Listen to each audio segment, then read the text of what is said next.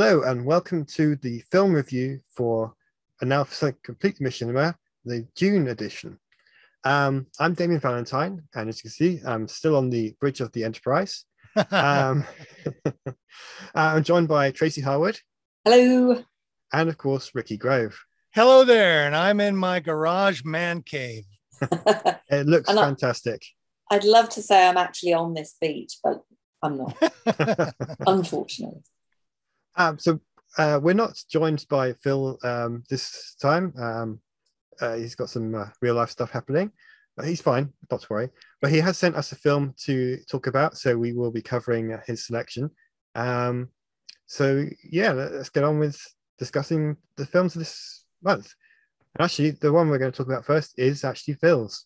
Since he's not here, I will introduce it. It's called Contract. It's a Stalker fan film. I've not actually played the Stalker game, so I'm not too familiar with that world. But from watching this video, I'm kind of glad I don't live there. Yeah. So what did you guys think of it? Stalker Fan Film was my favorite of the films that we chose this month. It's an outstanding example of how Machinima can tell a good story, which I think is lost sometimes in Machinima.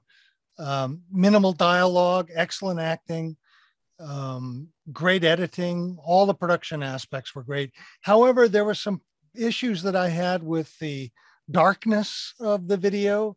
I think it needed to have higher contrast. It needed color post-production and more sound editing in it. It lacked some of the details of when people were doing things and having sounds for those things. So while the story was great, that's the biggest part of Machinima. It was excellent. I think more post-production work would have made an even better film. I enjoyed it quite a bit. It was a serious, sort of male-oriented film, a war-oriented film. The Stalker Fan Film is Stalker is a dark and dismal game set in a corrupted, devastated world. It's fascinating. I really enjoyed it, and I thought it was a good choice for Phil. Yeah. Well, I must admit, I was impressed with the extraordinary visual detail, which I think is what really impressed me the most. I did actually quite like the soundscape design, but I can see what you mean, Ricky, with the the lack of rustling and things when stuff was kind of going it's just on. Details, overall it was fine. It was just few more details. Yeah. I get where you're going from that, but the sync of the sound that was there was I thought really well done. And I have to say it was so impressive for me. It actually gave me chills thinking about what's going on in Ukraine at the moment. Yes, because obviously it's in Russian. This film's in Russian. Although the mission text itself is all in English, which kind of was a little bit odd at times. But I thought there's a really creepy nightmare scene, which, it's definitely a male film. It kind of really gave you the sense of someone out on a mission and struggling with sleep deprivation. And then, this kind of psychological threat was really, the intensity was really impressive, and the lack of dialogue all helped to create that atmospheric, that sense of tense atmosphere, really. Yeah. Like you, for me, the darkness is my biggest complaint with this. At times it was just pitch black. Yeah. Now I guess part of that was because these guys wanted to create the right kind of atmosphere, but it was just a little too dark. It didn't especially add anything to the storytelling, and that's mainly because I guess there wasn't the soundscape there to back that up adequately. Yeah. But generally a great film, and kudos to all those that were involved. A fab pick, Phil. Really enjoyed it. Thank you. I actually watched it in Russian with no subtitles. Did you? I had no problems understanding the story, what was going on. I was shocked and drawn into it just like you were, Tracy. Yeah. I started watching it in Russian because I didn't have the captions turned on, and I was happy with it. And I paused it for a moment because I thought, was this made in? Because the animation was so impressive. I thought it's not what you expect from game animations to be when it's like that. You expect characters to sort of turn on their feet rather than smoothly, and all those kind of extra little animations are really well done. So I paused it for a moment to see how they made it, and it had in the description, you can turn on the English subtitles now. And I thought, oh, I better do that for the rest of the film. Yes. But I wasn't struggling before that. I just thought, oh, it might help a little bit. I think, yeah, it's a little bit dark. I don't know how much control they have over the game world when it comes to lighting. So obviously darkness is quite a difficult thing to work with when you're making a film, because you need to have that darkness, but at the same time make sure that the audience can still see things without it ruining the effect of the darkness that you're trying to portray. And I don't know if the filmmakers had a lot of influence, a lot of control over that, but I can see it was an issue in places where you can't see or even hear what's happening. But I think it was still an excellent film. It made me kind of curious about the game series. I looked up it briefly after watching the film. So yeah, excellent choice, Phil. Yep. One quick caveat. It is a very violent and brutal film. Yeah, absolutely. So if you're somebody who has a problem with that, this may not be the best film for you to watch. Yeah. Yeah, and absolutely. Like Tracy, I did think about what's happening in Ukraine as I was watching it. So if that's a sensitive issue for you as well, you might want to stay away from that, from this film. But it was excellent. And yeah. So Tracy, what have you got for us this week? Well, I was spoilt for choice this month with some really quite different types of films being released in the last few weeks.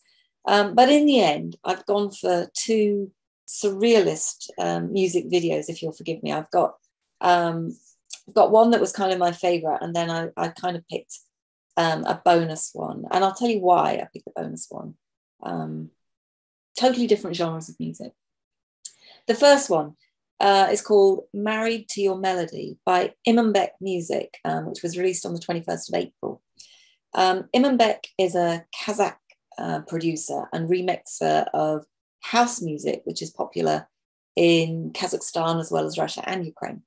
In 2019, he became popular with his remix of St. John's Roses.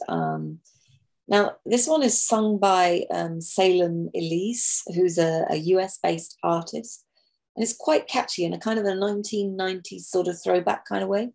The music video is really quite surreal. It's been made in the Unreal Engine 5 Matrix City, and it's really fun to watch. There's kind of like whales and trains flying, waterfalls from buildings. So it's kind of playing with all the features in Unreal Engine, basically, in this city world. Sharks swimming through the city, giant props, a loose elephant wandering around.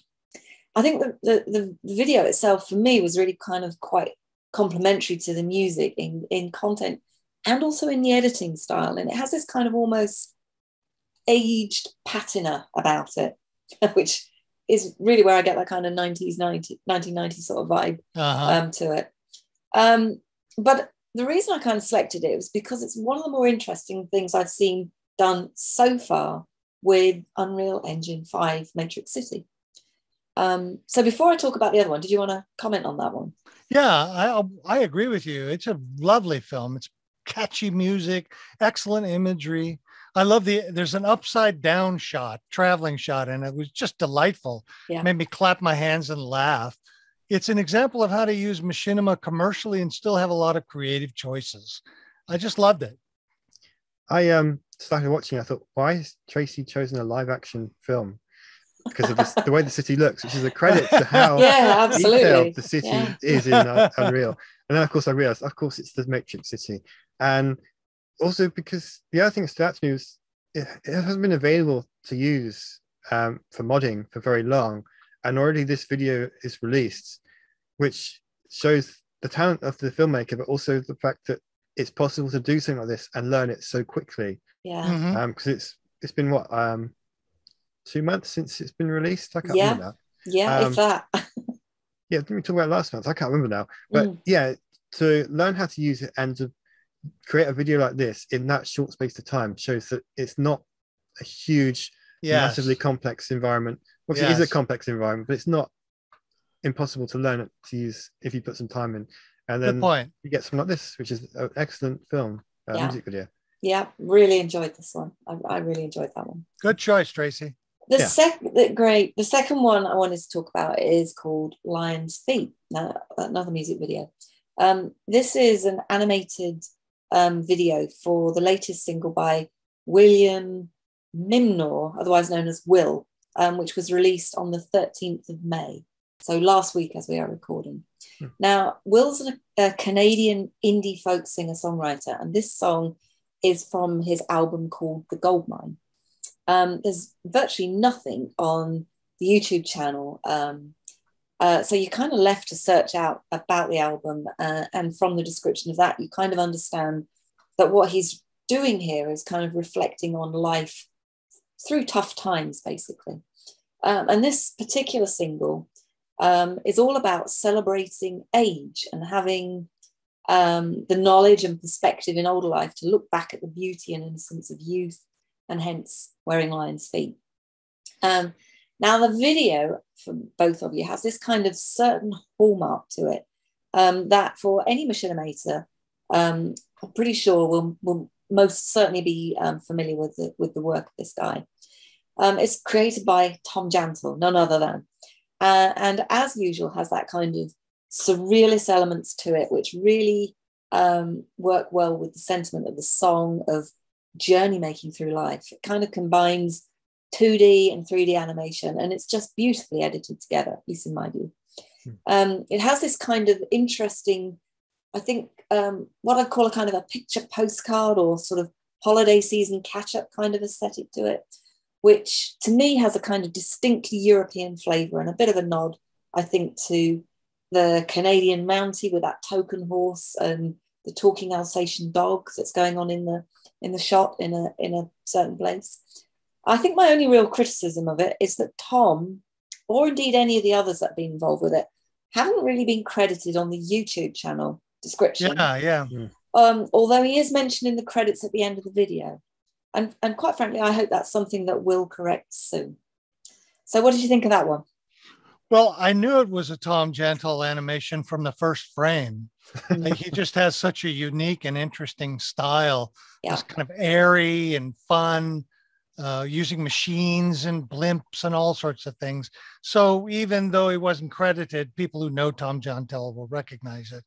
I admired the craft of the film, but the sentiment of it was a little bit hard for me to swallow. It's not my kind of animated subject. So I didn't enjoy it in the same way that I enjoyed Married to Your Melody, which I thought was more successful in blending the music and the imagery. But it was still an admirable film, and I recommend it for people who like Tom Jantol's films, and that's my thoughts.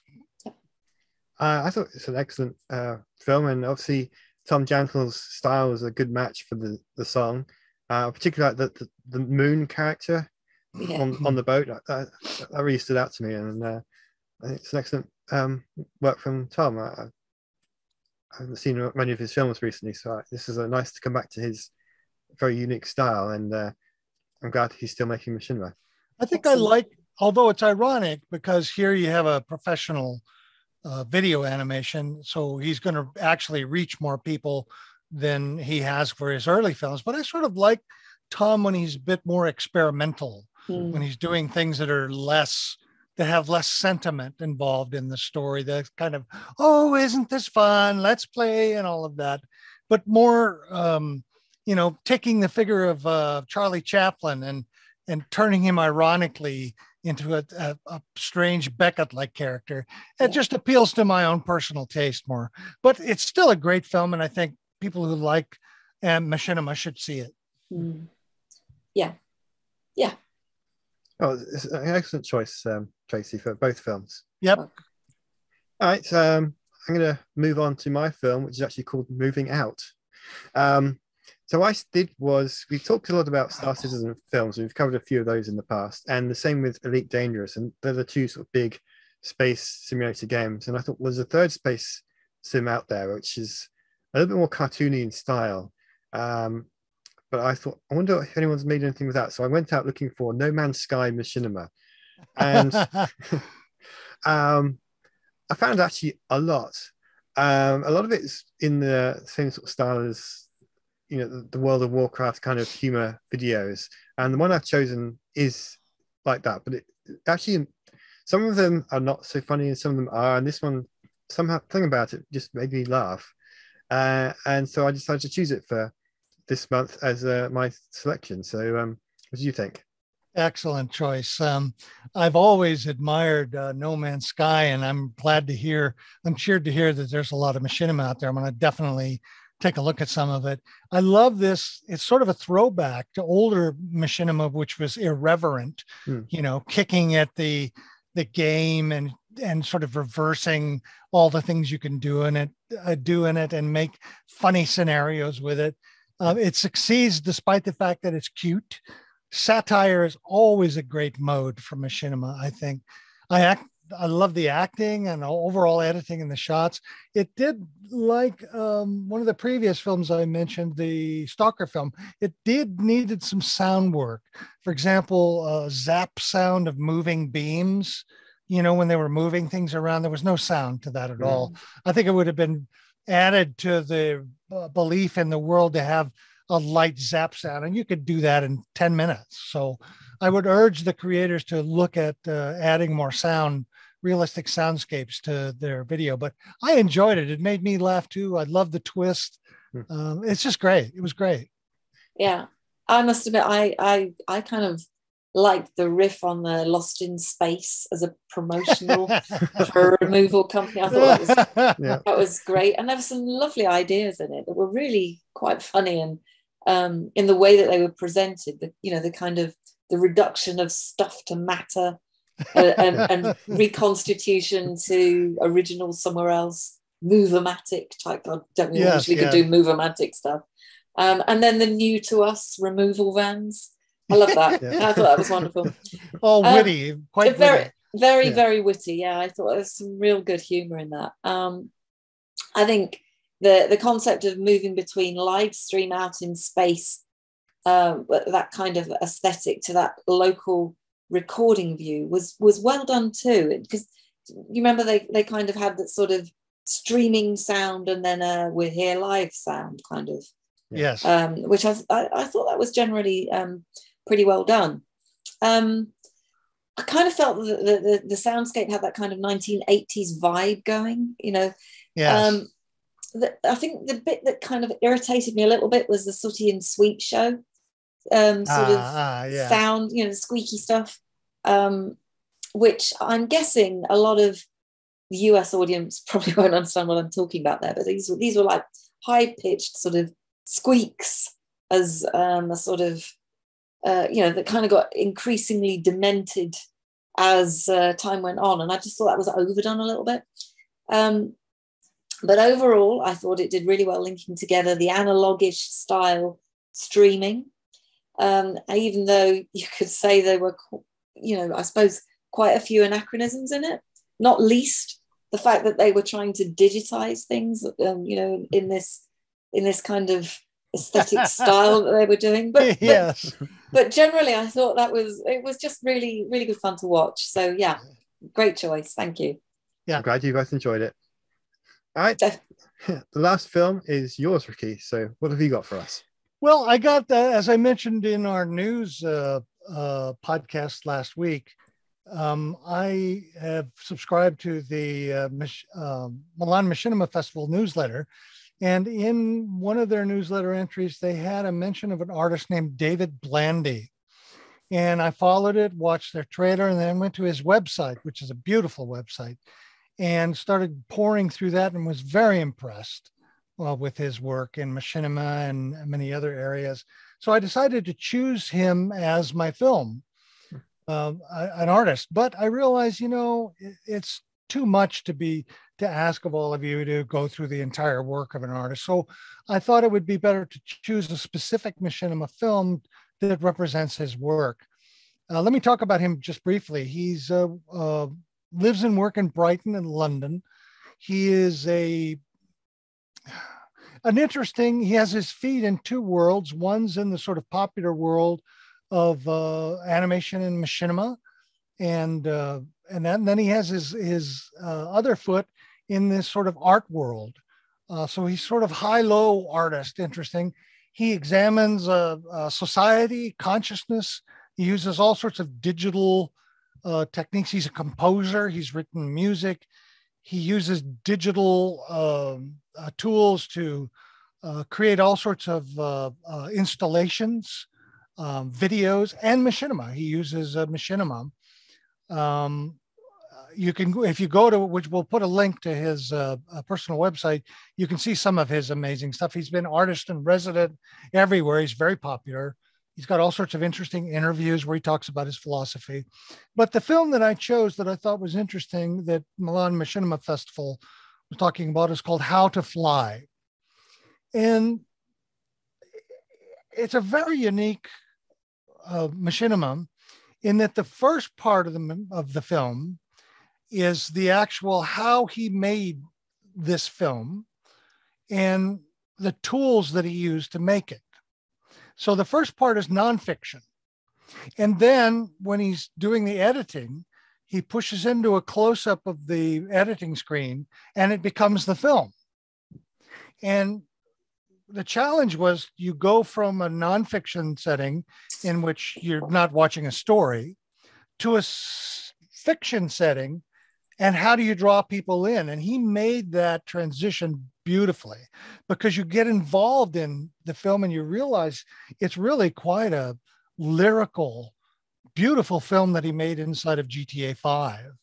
And he's talking about, and he wrote his own, he took a script and he narrates it beautifully.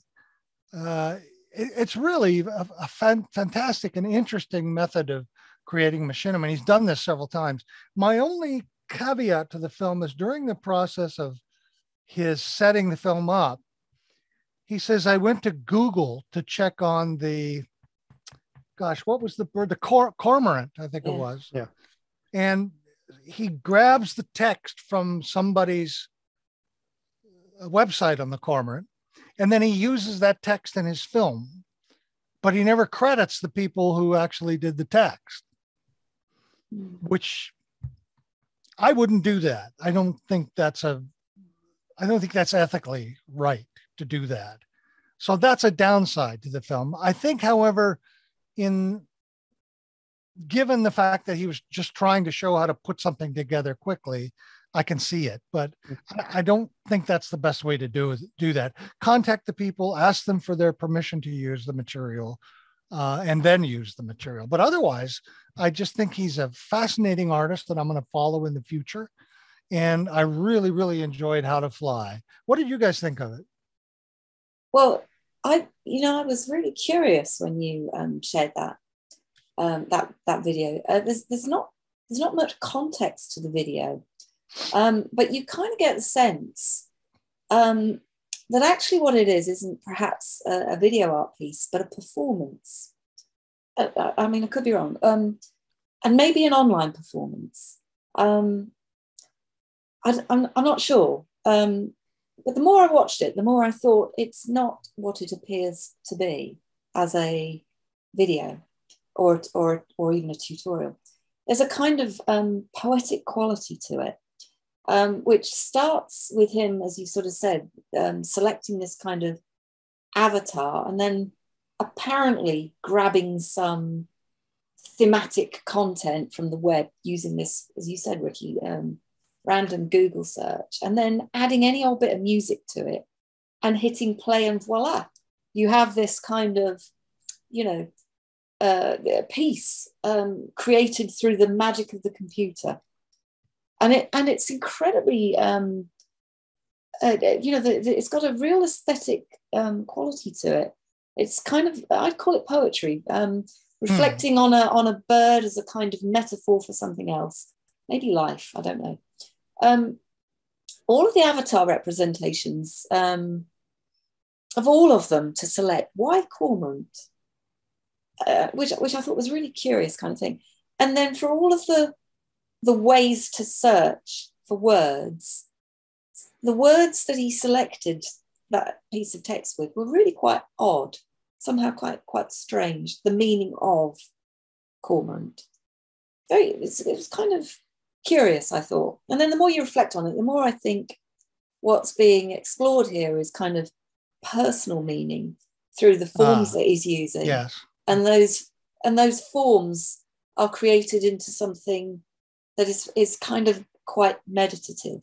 So I don't think that's a tutorial video at all. I think that's something else completely. And I think what it constitutes is his aesthetic style. And that's what led me to have a look at some of the other pieces, because I know you didn't give us links to those other pieces, but then I got quite curious about how he's doing this. And there's another piece in a very similar vein to it, to that one that you selected, called How to Live.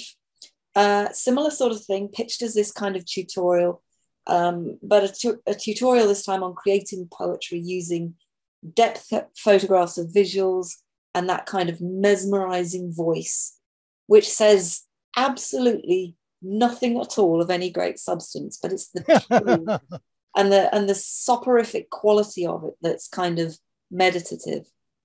And then amazingly, in preparation for our podcast, I followed David on Twitter and he followed back. And we had what I can only really describe as a totally serendipitous exchange when he very generously shared with us the link to his latest piece, which is called Android's Dream. And I'm guessing that's why you got your t-shirt on, Ricky, isn't it? That's right. Absolutely. So that film was released on the 9th of November, and it was actually showcased at the Milan Machinima Film Festival, but as a physical part of the program, not online. So it's not actually viewable on his channel at all. But that piece, if you ever get a chance to watch it, really follows a very similar creative process to those other two that we just talked about. Using Unreal Engine and this sort of cyberpunk cityscape and these game characters in which he kind of situates an almost proposition, I think, about what the meaning of cyberpunk is and what the meaning of metaverse is. And that's what I think his aesthetic is. It's the kind of what's the meaning of. So, it has this kind of similar sort of mesmerizing, hypnotic voice, this kind of ebbing and flowing of the visuals, these kind of words washing over you. And I have to say, with that particular one, the Android's Dream one, really super intriguingly, I didn't even notice the point at which the language being spoken changed from English to just nonsense. And he sort of says in the video, his words went into reverse. So it's a genuinely immersive and fascinatingly immersive experience, just getting absorbed into his videos, I think. In his creative statement, he's basically talking about constructing his sense of self using found media and cultural appropriation. So I think in that sense, it's obvious that machinima is going to be a component of what he does. Clearly, looking at his portfolio, he's got a great empathy with Japanese culture and arts intermingled with anime, fantasy stories, and his kind of love for travel and experience in kind of both physical and virtual worlds really comes through in that whole portfolio. I definitely recommend looking at other work that he's produced. And there's also another video that helps you make sense of what his work is about, and it's called Backgrounds. And I'll put a link in the show notes for you as well on that one, which largely is about his relationship with his father, who was also an artist. But ultimately, in my sort of reflection on the work in relation to his artist statement and the portfolio, I kind of felt there's a small sense of something that was missing for me. And I'm not sure what it was or what it is. But somehow that presentation is kind of incomplete. It's kind of an abstraction of something much more detailed. Maybe that's how the work induces you into a kind of meditative state. Because in Android's Dreams, he does kind of make reference to a missing sensory component that he's definitely trying to invoke in the presentation of that work. And that's basically the sense of, the sense of smell, basically, or as you're kind of wandering around a virtual environment. Anyway, I felt that the work, at least for me, is as a viewer, isn't so much about construction, but is about a representation or a window into his self or into his kind of personhood. And I guess really that's what all artists do. But actually, I kind of love that sense of an aesthetic approach I got through the pieces that we kind of looked at here. And they're all very different. But my takeaway, I think, was that the work wasn't so much about his experience, but my own sense of absorption, as I just sort of sank into the scenes and these kind of words wafted over me, and the music and the kind of the patterns of the sounds. I guess the other thing is, I don't know if you noticed, Ricky, but he's also got this great passion for zines. And I wondered if you'd pick that up as well. No, I hadn't. Anyway, yeah, I loved it. I really did love it. Thank you. Boy, that's some of the most, this is some of the best criticism I've ever heard you speak. It's marvelous. Now I've got to follow up on that. Sorry. Oh, it was good. Really good. One of the things that struck me is you do have that sort of tutorial, like you couldn't really follow it, but he's not really showing you how to make a film. He's kind of giving you a taste of how he makes something.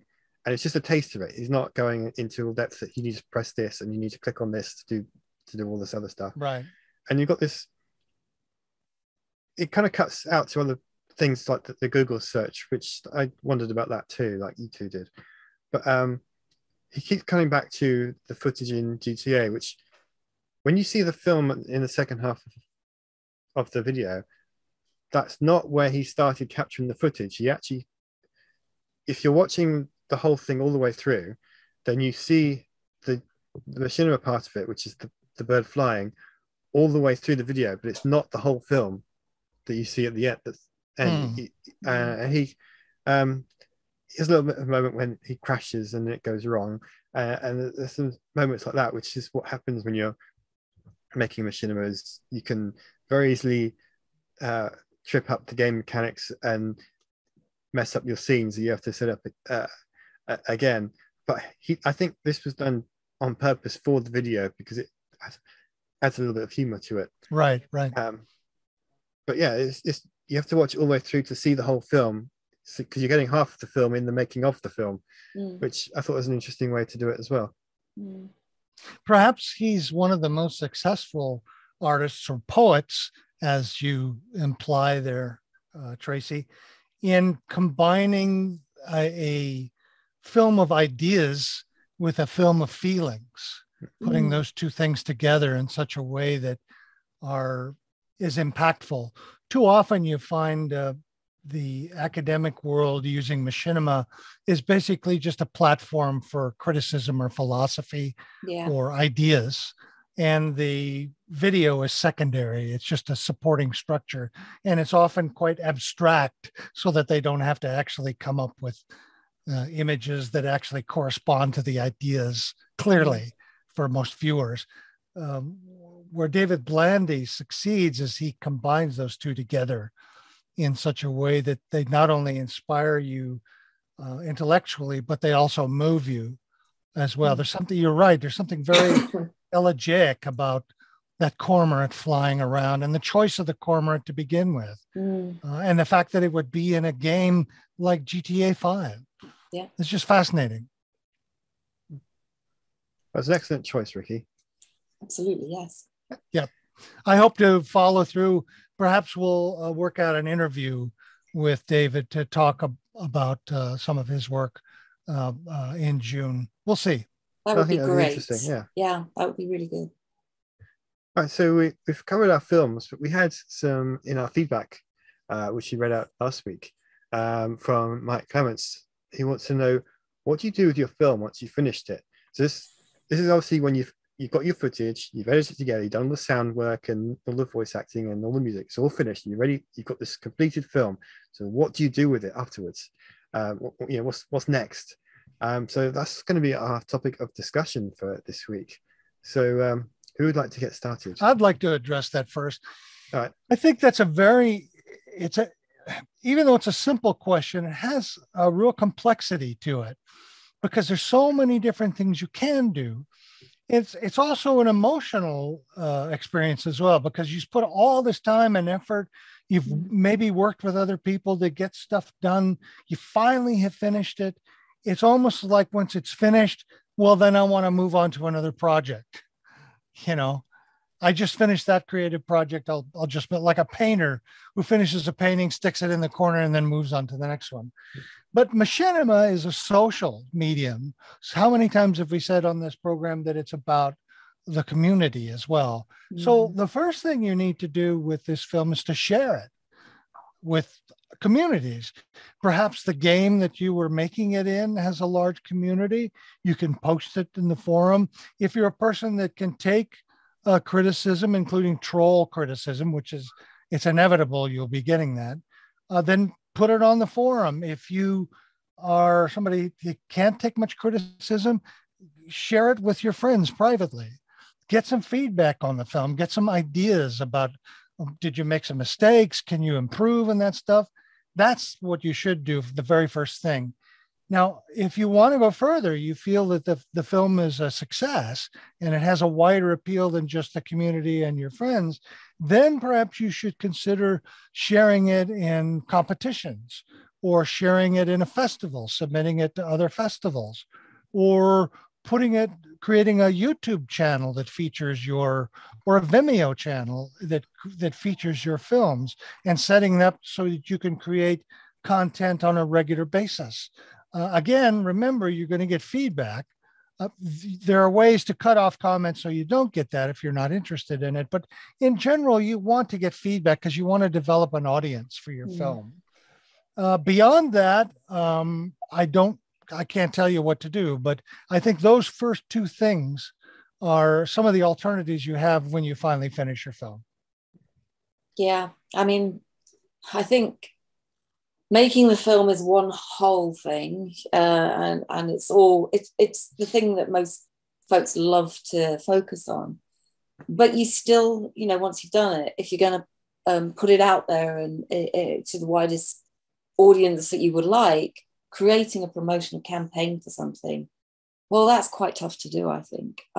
You've got all the usual social media channels that you could use. You've got a website, and then of course, like Ricky says, the film festival route can also take you in a whole different direction. None of what I'm talking about there is actually free to do. It's not just a case of slapping it on a channel and job done. It just doesn't seem to work that way anymore. And I think YouTube and Vimeo are one thing. But we've also got streaming channels now, like Streamable and Twitch, that you could think about, how you showcase your work through that. And not only that, it seems to me that there's quite a lot of machinima content emerging on TikTok. Well, quite what that is, I don't know. I haven't really kind of spent a lot of time going through it. It's all kind of the rubbishy stuff that we used to see on machinima.com, as far as I can tell at this moment in time. But is that a good channel to promote it on and push people to other channels? Maybe. And then of course you've got the Patreon system. There's a paywall structure for that you can share content on privately. But some of these channels will really only work well for you if you've got an established audience, and getting the established audience is really hard to do. And I think it's often easier to find an audience when you're using, or if you've created stuff in game-based machinima, your starting point really is it kind of already exists around the game world that you're working with. So, you've got to start with that community before trying to sort of broaden your horizons, I think, because you often get better comments back from that kind of world than you will from a more broad general audience. But one thing I will say, you know, having tried to promote this show a little bit over the last 18 months, you know, when you try and sort of pitch into channels that already apparently exist for machinima content generally, they have this kind of no self-promotion set of rules. And you get that in a lot of communities, and it's the very antithesis of what communities are supposed to be about. So quite frankly, I would avoid like the plague those kinds of groups, even though they appear to be set up for exactly what it is you want. They are not helpful places to go. Just find the ones that you're welcome into, and the ones that you can contribute to as well as receive feedback from. And then, of course, the next thing to do is just make another film. I think that's my comment. That's right. Yep. Yeah. Good ideas there. Yeah, obviously, you finish your film, sharing it is important because, for one thing, we want to see it, so we can talk about your film. But how you do it depends on really what you want to do with the film as well. I mean, if you're going into it thinking, I want to submit to film festivals, one of the things you need to be aware of with film festivals is if you've made your film public, they may reject it on the grounds that other people have seen it first. So, I mean, you can have a private audience for your family and your friends to show them the film, but if you put it on YouTube, you may find that you're turned down from film festivals because they like the idea of this is a film that we've got exclusively at our event, regardless of whether it's an online event or if it's if we're going back to sort of real world festivals now, they like that exclusivity. Not all film festivals are like that though. Some are happy to have your film if it's been on YouTube and you know 1 million people have seen it.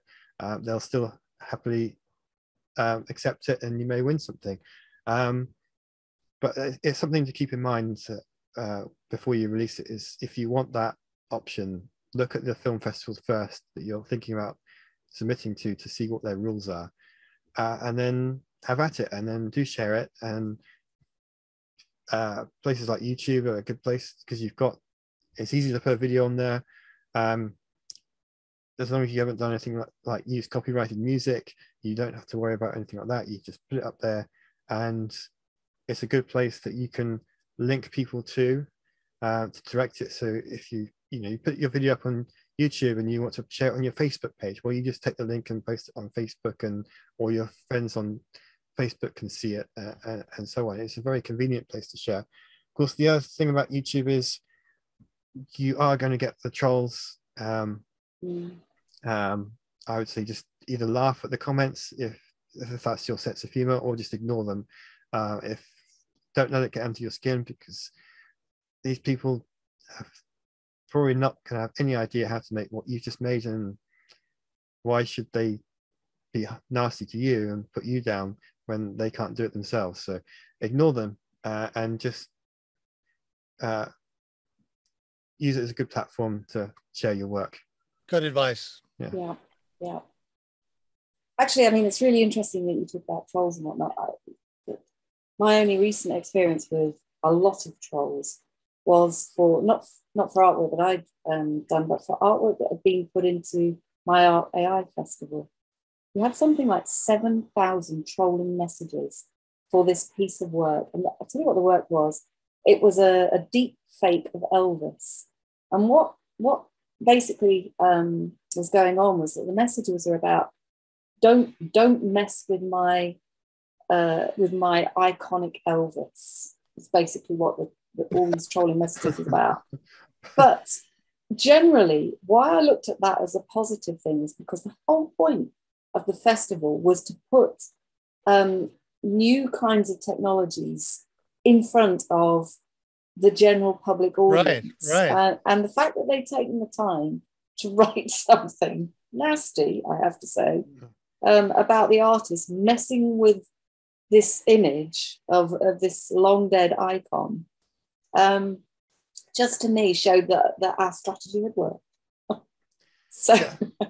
so I find there's three kinds of feedback you get. You get the first kind, which is, this is the best thing I've ever seen, make more. That's great. It's always nice to hear that. Then you get, I really enjoyed this, but the music was a little bit too quiet and I couldn't hear it.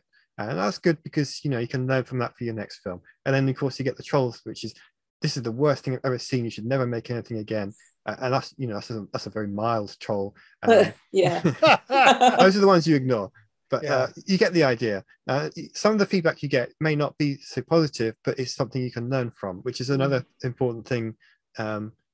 Because, you know, listen to it because you can learn from it and make your next film even better. The key thing, I think, in after you finish your film is learning from your film. And in order to do that, you have to participate in a community. If that's not your thing, then just keep making films, you know, do whatever you want with them. But if you want to get it out there and you want to get feedback, as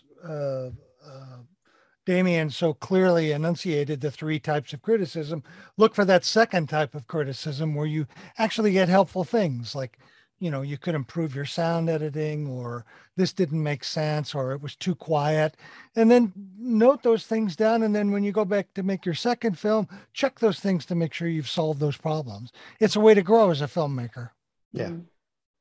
I guess the other thing to say is you could always send it to us too, because you'll get all three of those things in one hit from us. Yep. Although I have to say, your film has to have a certain level of competence for us to be able to include it here. Yeah. We're not being elitist. It's just that we want to make sure that the films that we share with our listeners and viewers are good films, are basically solid, well-crafted films for the most part. So if you think you have that kind of film, please submit it to us. We'd love to take a look at it. Absolutely. Yeah. All right. Well, I think that's an interesting discussion. It's interesting to see what you both had to offer on what to do with films after they're done. So hopefully that answers Mike's question and he finds that helpful when he finishes his film. Yep. Yeah. Send us more questions like that. We want to answer them. Oh, please do. And we'll do our best to help you. All right. So that's the end of our film section and the end of our stream for this month. So thank you so much for choosing those films, Ricky and Tracy. And Phil. Yes, and Phil too. I thought it was Phil. another great selection of films. I'm always impressed with the things that everybody comes up with. Yeah. All right. So thank you everyone for listening and join us next time and see you then. Bye. Check out our show, completelymachinima.com, for all the show notes and feedback forms. And thank you for listening and watching this month. Bye. Bye. Bye-bye.